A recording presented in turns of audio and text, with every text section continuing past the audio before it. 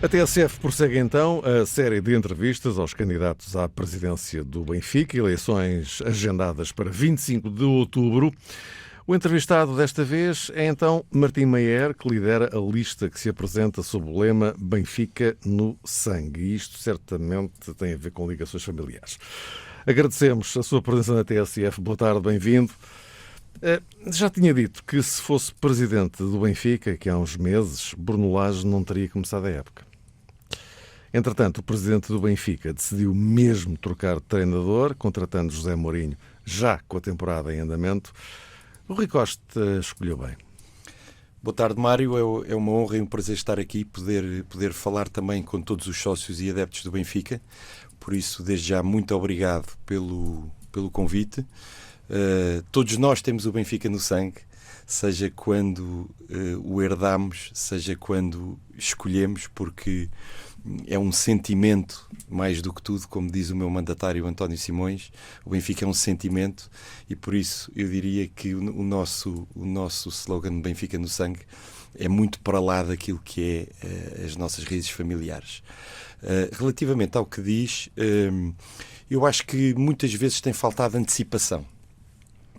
O Benfica tem que andar à frente do jogo e não atrás dele. Para isso é preciso ter uma visão, para isso é preciso ter um planeamento e competência, decência e paixão, que também é muito importante de conjugar.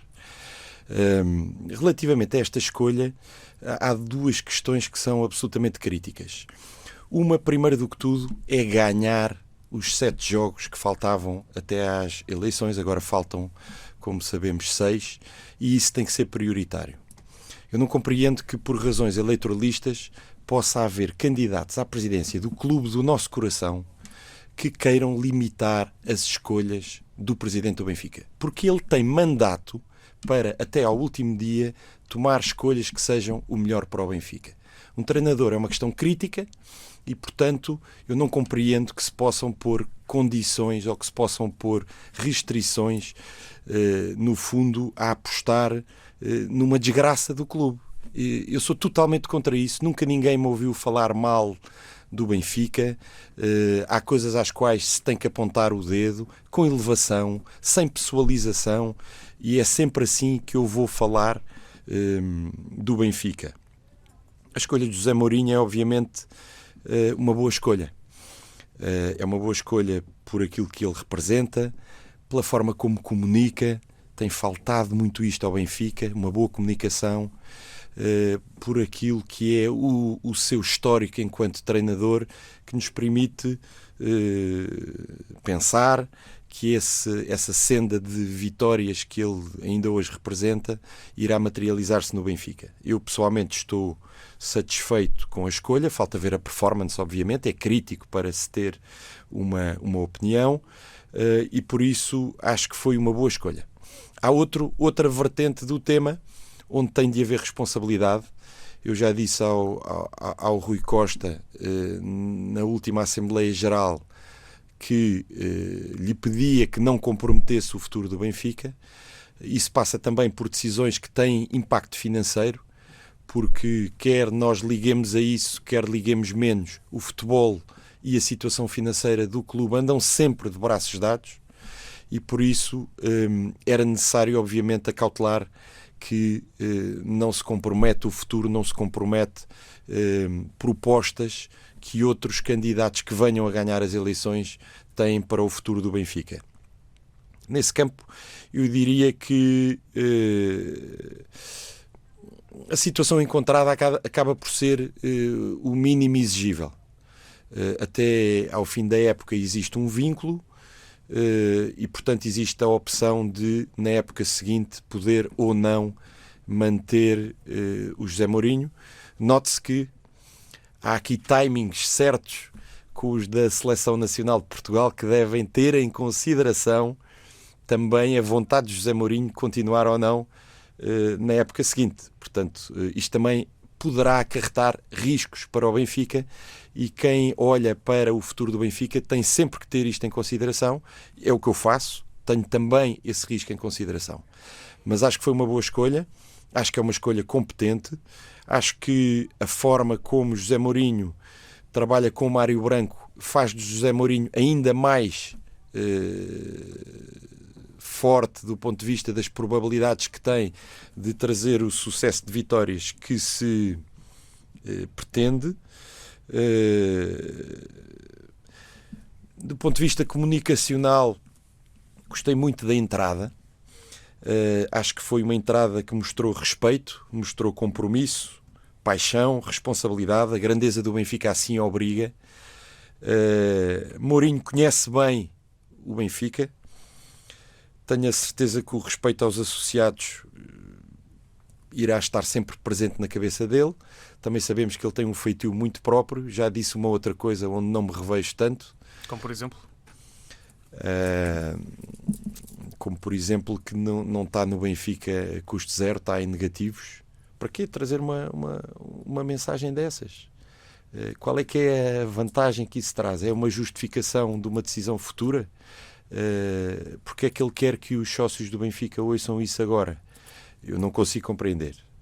Mas enfim, sabemos que ele tem uma personalidade vincada e, portanto, do ponto de vista comunicacional, para mim o saldo é claramente positivo. Do ponto de vista desportivo, tem 100% de vitórias. Isso é exatamente o que eu quero que se mantenha.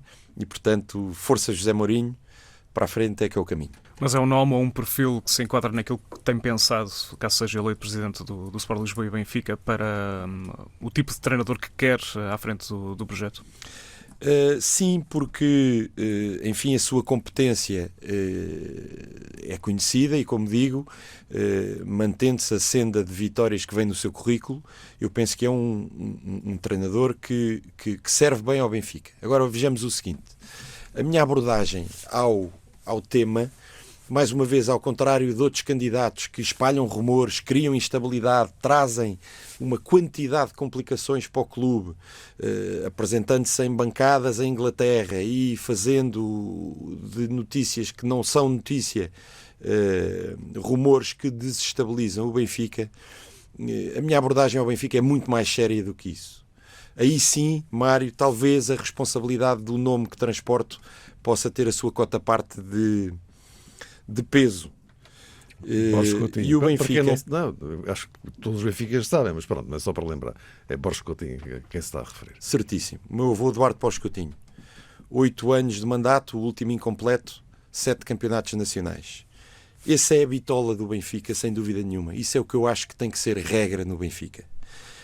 Agora, nós sabemos que um treinador de futebol, seja José Mourinho, seja o Papa, está sujeito a uma pressão de curto prazo muito grande. E portanto, qualquer clube da dimensão do Benfica tem que complementar na sua estrutura a organização e a competência de curto prazo com alguma coisa que garanta uma determinada identidade ao futebol e uma determinada coesão ao longo do tempo. Porque nós sabemos... Daí aquele organograma que elaborou para o futebol? Precisamente. Nós sabemos que é necessário, para lá das entradas e das saídas de treinadores, criar aqui uma linha que representa um modelo de jogo, não um modelo tático, não outras coisas que mudam de jogo para jogo, de adversário para adversário, mas aqui uma forma de jogar. Um clube onde isso é bem presente é, por exemplo, o Barcelona. Nós olhamos para o Barcelona dos últimos 5 ou 6 treinadores e conseguimos ver um fio condutor naquele futebol. E porquê que isso acontece? Acontece porque, além do treinador e além de quem se preocupa com o curto prazo, a performance da equipa, existe alguém que, desde os sub-13 até à equipa A, implementa um modelo de jogo e uma identidade de futebol que depois se concretizam na equipa A. E é isto que eu venho trazer. Eu venho trazer a figura de um diretor-geral que terá que forçosamente ter sobre a sua alçada o futebol desde os sub-13 até à equipa A e poder discutir com José Mourinho algumas questões. Não é de maneira nenhuma substituí-lo, mas é discutir algumas questões onde o próprio José Mourinho e o próprio Mário Branco serão muito importantes naquilo que depois é aplicado desde a camada mais jovem, os sub-13. Mas teremos tudo, desde os sub-13 até à equipa B e ao sub-23, a trabalhar para uma determinada identidade que se concretiza depois no futebol da equipa A do Benfica. Isto já foi assim no passado. Os tempos mudaram, noutros tempos isto já foi assim no passado. Obviamente, uma questão muito importante para isto, certamente terei a oportunidade de falar sobre isso aqui nesta entrevista, é a estabilidade financeira. Mas, havendo estabilidade financeira, pode-se trabalhar assim. E o Benfica tem todas as condições para ter estabilidade financeira e, portanto, com essa estabilidade financeira pode-se olhar para o projeto no médio prazo e alguém como um diretor-geral que venha implementar isto, esta cultura, poderá sempre interagir muito bem com duas pessoas como José Mourinho e Mário Branco. Portanto, sem dúvida nenhuma, farão parte do meu Benfica, farão parte da minha proposta para o futuro do Benfica. E quem é o seu diretor-geral? Olha, eu vou dizer aqui uma coisa em primeiríssima mão. Eu tive que ajustar a pessoa que iria trazer para o Benfica, porque uma coisa é trazer um diretor-geral com características para trabalhar desde o primeiro dia com um treinador como Bruno Lage.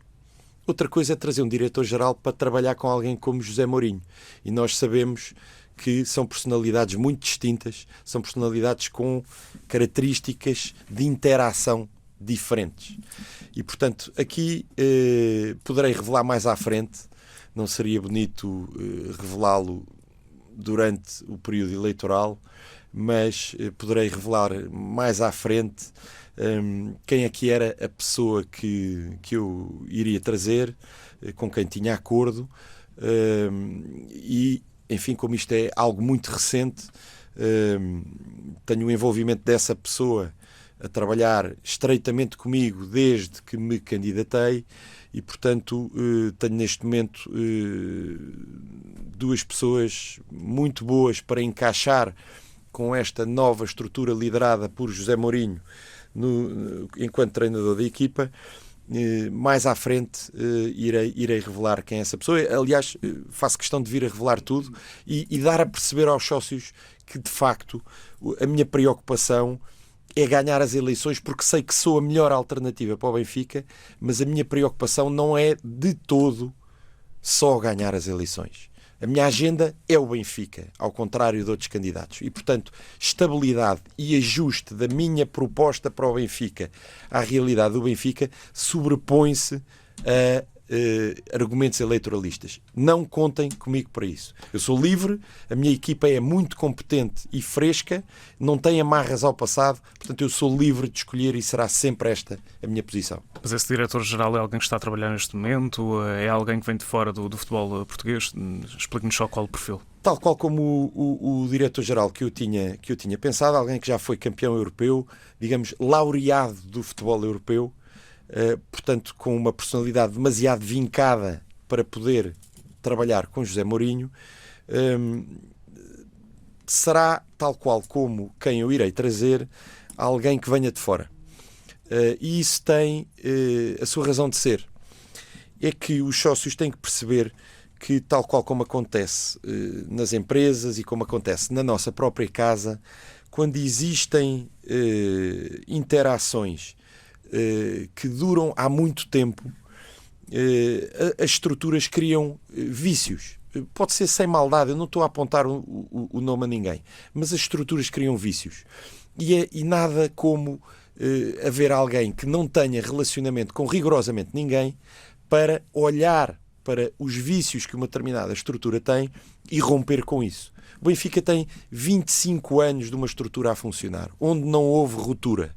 E, portanto, nós temos que virar a página, temos que ter uma coisa fresca para o futuro e nada como um diretor-geral estrangeiro, sem ligações ao futebol nacional e à estrutura do Benfica, para poder vir implementar uma série de alterações que são necessárias fazer desde o primeiro dia. Só para ficar claro, será estrangeiro e Mário Branco vai continuar também nesta composição do futebol que propõe? Conto com ele. Diretor-geral europeu, só para... Não vai dizer o nome, já disse, não dizia o nome. Ó Mário, já quase falta perguntar por que letra é que começa o nome e o apelido. Não, se quiser. Não, europeu. A Europa é o cume do futebol mundial, portanto, europeu. Nós temos que avançar, temos aqui ainda muita coisa para falar e não tanto tempo assim. Já se percebeu que a sua aposta prioritária é a formação, por aquilo que se percebe, não é? Certo. Com a capacidade financeira de vários clubes na Europa, e não só, como se tem visto nestes últimos anos, como é que vai assegurar esses talentos da formação, pelo menos durante um tempo razoável? Eu julgo que sou o único candidato que, quando apresenta medidas, responde como. Elas estão no nosso site, benficanosangue.pt, está lá explicado como é que nós materializamos as medidas que propomos. O Benfica tem, no mandato de Rui Costa, 70 milhões de euros de prejuízo por época. Bem sei que as contas da SAD foram boas, vamos ter uma Assembleia Geral agora, mas a verdade é que sem a transação de jogadores, que é o que está em causa aqui, portanto não se pode contar com essa rúbrica, o Benfica começa cada época a ter que suprir 70 milhões de euros. Eu explico como. Do lado dos custos, vamos implementar Kaizen. Eu sou industrial há 10 anos, fiz isso na minha empresa, na minha indústria, com muitos resultados. O Benfica tem 162 milhões de euros de custos anuais.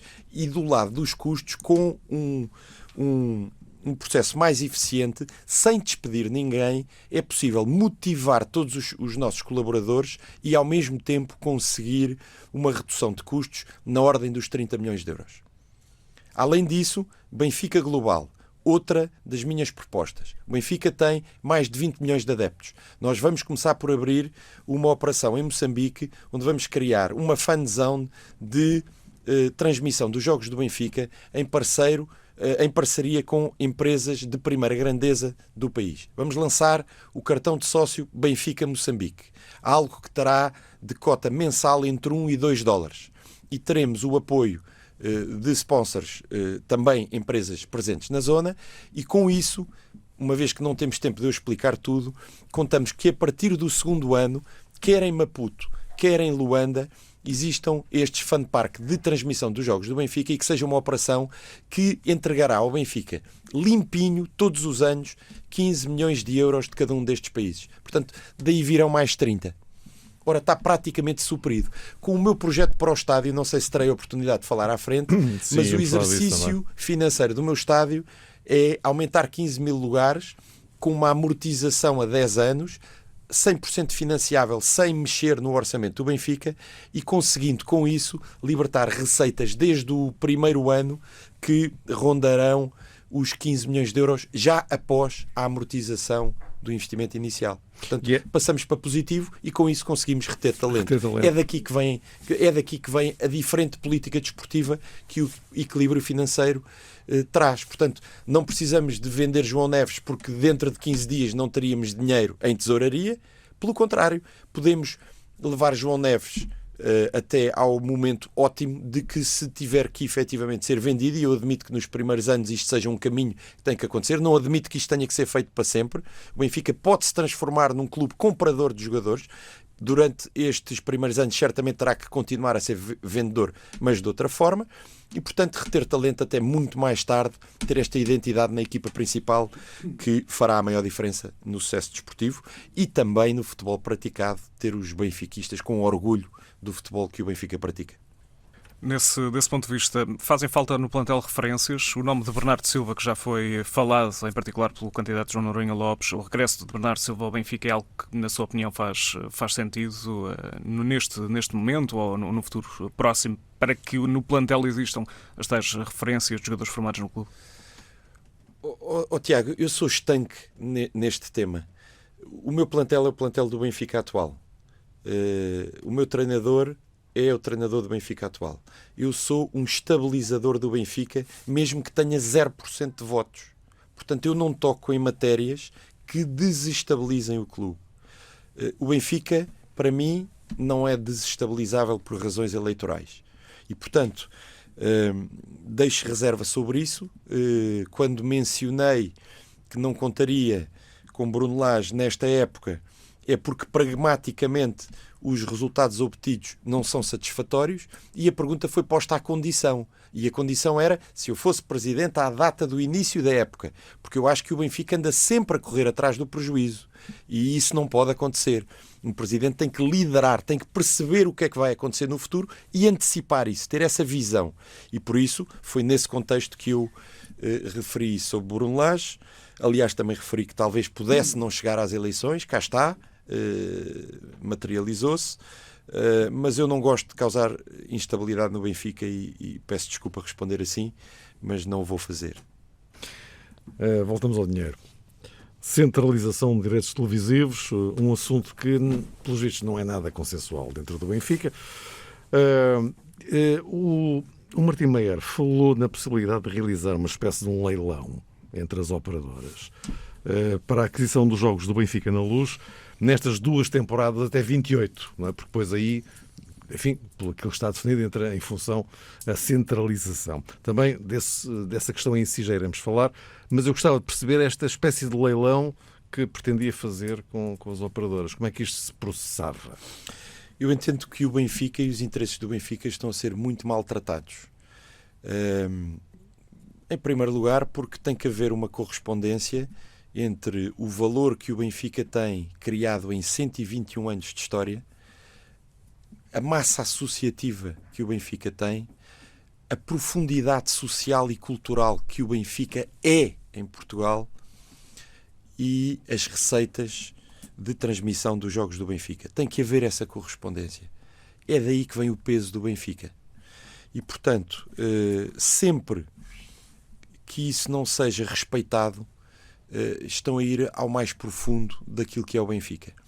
Os direitos televisivos é algo onde se materializa esse peso e essa dimensão de uma forma muito concreta em dinheiro, mas não é só o dinheiro que está em causa, por isso é que eu dei esta explicação anteriormente.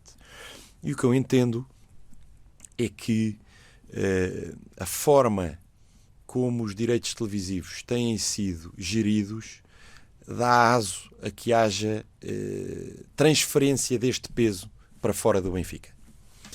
Portanto, aquilo que eu defendo e que de alguma forma crie, entre aspas, jurisprudência para aquilo que sejam as regras de centralização dos direitos televisivos é que seja feito um concurso e que sejam convidadas as entidades que interessam ao Benfica dar preço pelos direitos televisivos. E onde é que se vê bem o peso que o Benfica tem? É se nós fizermos um concurso e convidemos os 3 operadores de telecomunicações a dar preço, mas desde logo digamos que faz parte das características deste concurso que aquele que ganhar a transmissão dos jogos do Benfica não pode passar às plataformas dos seus concorrentes. Portanto, a partir do instante que um operador de telecomunicações ganhe esse concurso, os jogos do Benfica passarão Fiquem exclusivo lá. Entretanto, se eu puder concretizar, pois era já agora. Porque é que isto é tão importante para os benfiquistas perceberem? Porque eu tenho a certeza, porque tenho andado pelo país todo e até por outros países junto das casas do Benfica e da nação benfiquista. Eu tenho a certeza que se o operador de telecomunicações A não ganhar o concurso e quem for que ganhe seja o B, todos os 4 milhões de adeptos do Benfica irão subscrever a plataforma do operador B. E aí eu quero ver quem é que nos pisa a cabeça. Ninguém nos pisa mais a cabeça.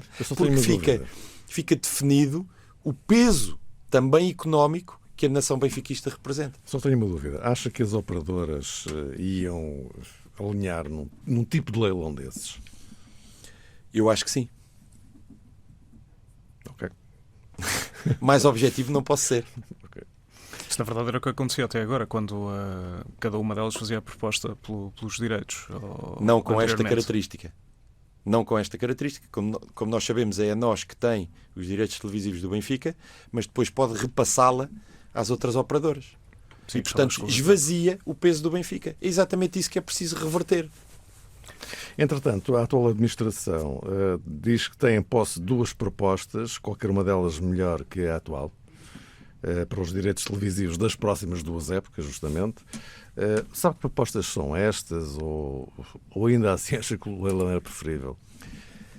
Sendo que, por aquilo que se percebeu, estas propostas vão ficar ali até às eleições e depois disso, quem ficar, pega naquilo ou não pega, enfim, logo fará como entender. Mas por isso é que eu lhe pergunto, se ainda, mesmo assim acha que é preferível o leilão. Se conhece alguma coisa destas propostas, não sei, não faço ideia. Vamos lá ver, o que está em causa é a época 2026, 2025-26 e 2026-27. Exato. Desculpe, não, enganei. Não, para 28. 2026-27 e 2027-28. Em 28-29 é que já é centralizado. Exatamente. Pronto. Essas duas épocas são absolutamente fundamentais para mostrar precisamente este peso do Benfica. Por isso é que é tão relevante tratar isto bem. E quanto a mim, a direção está totalmente mandatada para poder desenvolver todos os contactos no sentido de avançar no processo e ter as propostas para fechar o mais avançadas possível. Não está de forma nenhuma a 30 dias das eleições, não deverá comprometer o futuro financeiro do Benfica e não deverá fechar esse negócio antes das eleições. É só uma questão de bom senso, ética também, eu posso dizer até ética, e com base no bom senso e na ética é isso que eu acredito que quem quer o melhor para o Benfica vá fazer. Sobre as propostas em si, eu admito o melhor cenário. Eu penso sempre no melhor cenário. Isso mesmo foi referido pelo Nuno Catarino, no CFO da SAD, que ficaria para depois das eleições. O melhor cenário é este. O melhor cenário é que, sem ingenuidades, fará sentido guardar o segredo sobre as características dessas propostas. E, portanto, acreditando eu nisso, que não existe outra razão, senão o segredo é a alma do negócio, temos que guardar segredo por enquanto relativamente a estas propostas e deveremos esperar pelas eleições e por isso é que temos que guardar segredo. Eu admito que esteja a ser conduzido da melhor forma. É absolutamente fulcral que fique para ser contratualizado após as eleições. A direção do Benfica errou ao apoiar a candidatura de Pedro Proença para a Federação Portuguesa de Futebol. Qual a sua posição sobre isso? Eu olho para o futuro e há um grande seguimento de raciocínio relativamente àquilo que eu acabei de ilustrar nos direitos televisivos. E usei exatamente esta expressão. Se nós fizermos um concurso sobre os direitos televisivos igual ao que eu estou a propor, até pode estar lá a avó do Pedro Proença. Ninguém se mete com o Benfica. Mas as críticas que faz a Pedro Proença têm só a ver com isso ou porque, como diz Luís Filipe Vieira, a Federação está muito verde? Porque o Benfica não tem o peso institucional que deveria ter. Repare, essa é a raiz do problema. Nós não podemos ser um monstro como o Benfica e ter medo de um nome. Compreende? O assunto vem de mais profundo. O Benfica é o maior movimento social e cultural e económico do país. O Benfica é uma economia que faz o país funcionar. Reparem, só temos que mostrar que isto é assim. Eu sei como fazê-lo, sei exatamente como fazê-lo. E estas duas épocas de direitos televisivos são um excelente exemplo para mostrar isso a todos. E eu depois quero ver, obviamente, quem é eleito para a Federação, quem é eleito para a Liga, tem que fazer o seu trabalho, tem que ter uma relação institucional com o Presidente e com a direção do Benfica, e o Benfica terá que saber ter essa relação. Mais uma vez, como eu disse, andar à frente do jogo, em antecipação, não deixar que os assuntos nos caiam em cima. Mas isso é trabalho e é consistência. Tem que se fazer isso do primeiro ao último dia. É isso que eu estou preparado para fazer e sei fazer. Prefiro olhar para a frente e dizer que comigo vai ser assim. Mas o peso económico do Benfica é uma das componentes desta equação absolutamente fulcral. E se nós protegermos esse património que o Benfica tem, institucionalmente as coisas correrão muitíssimo melhor. Eu garanto isso. Falando ainda de relações fora do Benfica, defende que deve existir uma alteração da relação com o Sporting, com o Futebol Clube do Porto. Vamos mais uma vez bater esse assunto. É que o Benfica, na sua opinião, perdeu peso institucional no futebol português, no desporto em Portugal? Eu penso que, vamos lá ver, o Sporting e o Porto claramente que têm que ser vistos como parceiros do Benfica. E, portanto, fora os 90 minutos, nós temos que entender que o Sporting e o Porto são parceiros do Benfica. No âmbito da indústria futebol. No âmbito da indústria futebol, no âmbito daquilo que é o modelo de gestão dos clubes de futebol e o desenvolvimento do produto futebol, que está em grande mutação, como se vê até pela entrada de grandes investimentos, até vindos do outro lado do Atlântico, dos Estados Unidos, nos clubes de futebol, que todos os meses alcançam recordes. Ora, a partir do instante que assim é, nós temos que saber bem liderar o alinhamento de interesses, porque o Benfica é maior do que o Sporting e o Porto juntos. E, portanto, nós só temos é que saber reter junto de nós o peso económico, social e cultural que o Benfica tem, para institucionalmente termos interesses alinhados com os nossos rivais. Além disso, obviamente, elevação, institucionalidade e respeito mútuo, a reciprocidade é que promove este ambiente, é uma coisa que é absolutamente exigível. Portanto, não passa pela cabeça algo que não seja assim, não tenho medo nenhum deles, portanto, alguma coisa que justifique ser agressivo, ter-se-á que ser agressivo, mas a forma para como eu olho para este tema é com positividade e com elevação, e é isso que podem esperar de mim desde o princípio, obviamente defendendo ao máximo aquilo que são os supremos interesses do Benfica. Avançando para outras questões para além dos relevados, concorda com o atual projeto olímpico do Benfica? O que é que alteraria? Gostaria de acrescentar algumas modalidades? Eu fui atleta de rugby, tenho várias internacionalizações sub-21 por Portugal, gosto muito de modalidades e aqui sim há um vinco daquilo que eu recebi do meu avô Eduardo Pós Coutinho, que foi um grande promotor das modalidades. Aliás, teve um pavilhão chamado Pavilhão Pós Coutinho e, portanto, tenho essa linha de visão do desporto. Eu acho que é riquíssimo, mais uma vez, a profundidade com que o Benfica está comprometido com o desporto. E eu vou promover isso ao máximo. Faz parte do meu projeto para o património do Benfica a criação de um campus para as modalidades. Portanto, eu não posso ser mais defensor e mais promotor das modalidades do que sou. E essa será a minha linha. O projeto olímpico. Só para tentar perceber, a sua ideia é criar uma espécie de um seixal para as modalidades? Precisamente. Um seixal para as modalidades que receba todas as modalidades que nos dias que correm ocupam uma quantidade de recintos desportivos por toda Lisboa de uma forma muito desorganizada e muito ineficiente, que custa muito dinheiro ao clube e ao mesmo tempo que permita a cerca de 600 a 700 atletas e corpo técnico alojarem-se em Lisboa, que como sabemos que está com rendas cada vez mais caras, e portanto transferir também todo esse residencial para este mesmo campus. Temos as contas grandes feitas, teremos que fazer uma parceria com algum dos municípios confinantes com Lisboa.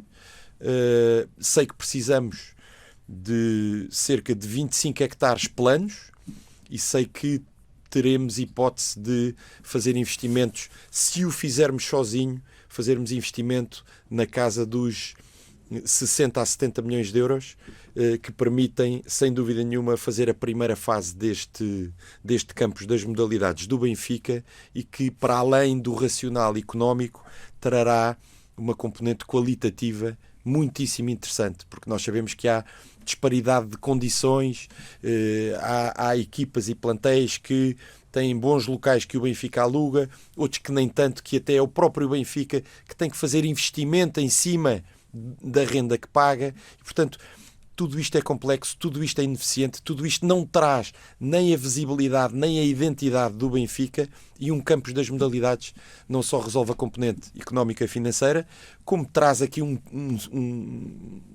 statement grande à marca Benfica e à profundidade social e cultural que o Benfica tem através das modalidades, que é muitíssimo grande. Seguindo o raciocínio do Tiago, em termos de afirmação externa, internacional, europeia, que outras modalidades, para lá daquelas que são óbvias, o caso do futebol e do hóquei em patins, que tipo de expansão é que acha que é possível fazer? Se Mário, é que é possível. Eu acho que é possível e eu acho que que todos os benfiquistas querem. E tenho ouvido muitas pessoas que vêm ter comigo e dizem: epá, porque é que não traz isto? E eu gostava mesmo muito. Mas é uma modalidade onde o investimento é pesado e para se fazer tem que se fazer à Benfica. E fazer à Benfica é fazer bem e fazer para ficar. Não pode ser como curiosos. Vem no nosso símbolo, é o ciclismo. Agora, é um investimento de peso.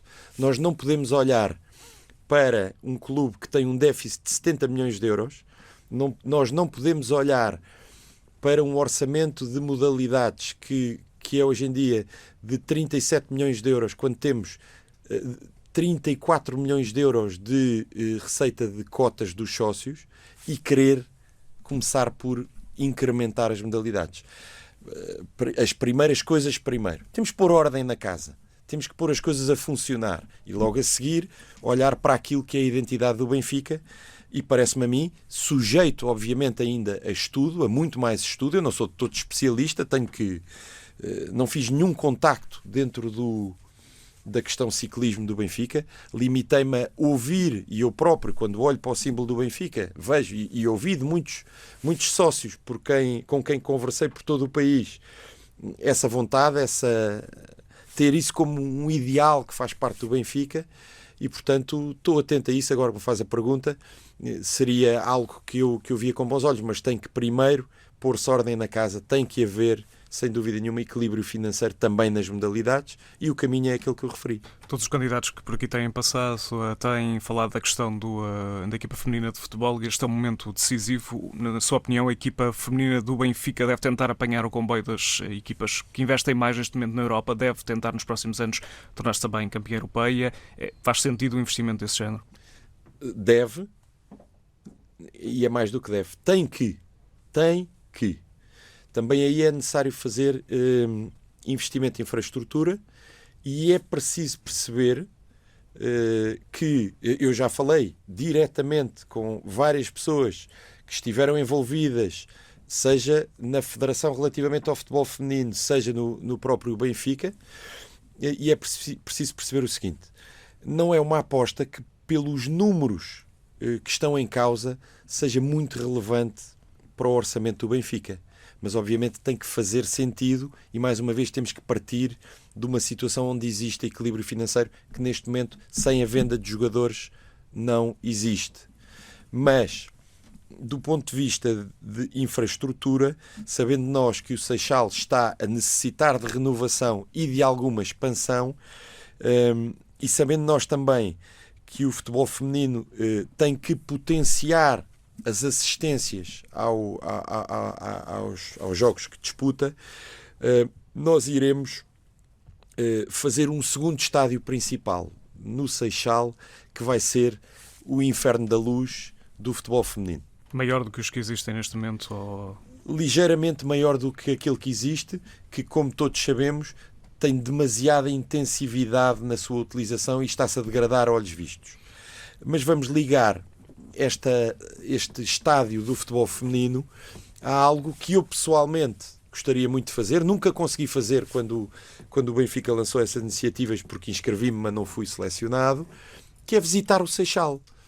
Portanto, nós vamos potenciar a assistência ao futebol feminino, sediando o futebol feminino no Seixal e convidando os sócios para vir ver o futebol feminino e, ao mesmo tempo, visitar o Seixal. Eu tenho muita curiosidade de ir ao Seixal. Nunca consegui ir.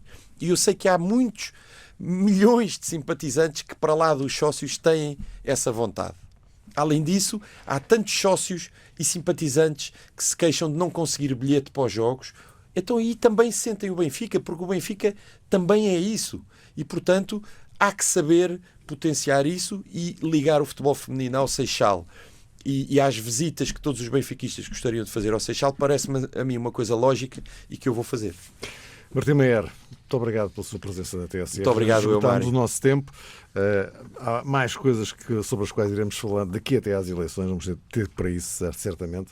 Muito obrigado pela sua presença. Na quinta-feira, o próximo entrevistado nas eleições do Benfica é Luís Filipe Vieira.